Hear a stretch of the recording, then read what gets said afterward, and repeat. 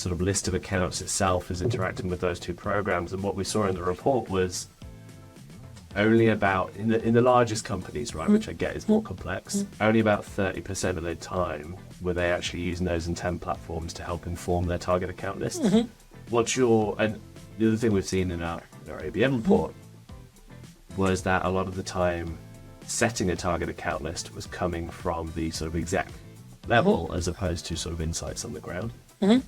What is your preference? Like, talk to me a bit about how you prefer your target account list to look. Is it dynamic? Is it static? Is it so that really depends upon what's the strategy you have. Like, for example, if your ABM strategy is to go after your existing accounts or prospective accounts which are big in nature, so those companies doesn't change.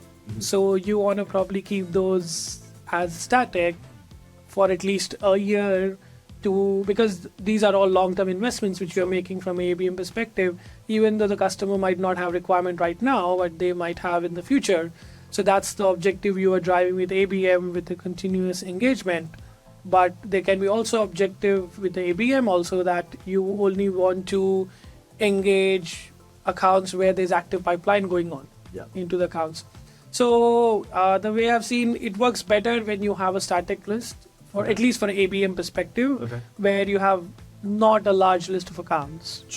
Because even like combination of 1-to-1, 1-to-few, 1-to-many, you would probably, I would say 200 to 300 accounts are good enough at the global level, where you can maintain this as static. But of course, over the period, you can see if things are not working, you can swap the accounts. But when it comes to growth marketing, of course, depends upon what's your GTM strategies from a sales standpoint.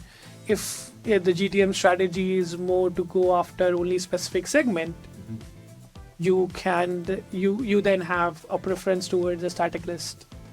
But if the preference is to, like, depends upon the company growth stage as well. Like if the company is very early stages, that the SaaS company, they want to grow faster, they might be looking at more white space, like which ones we should be going after, which are in market for looking for a solution, right? So that's where, but the way I've experienced working at different organizations is pretty much most of the organization will focus on specific segment we want to go after, where the list becomes 80 to 90% static because that segment doesn't change much. Sure.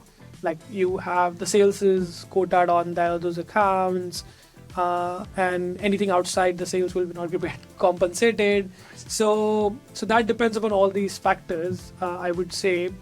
But the interesting thing, which is also I've not done anywhere but would like to do somewhere, whereas that you have all these data, you have backbone, but if your strategy is how you can use these white space insights and analysis to enable with your partner ecosystem and work with your channel partner ecosystem to drive growth with them, with different programs, because you have this data, you have all these insights coming.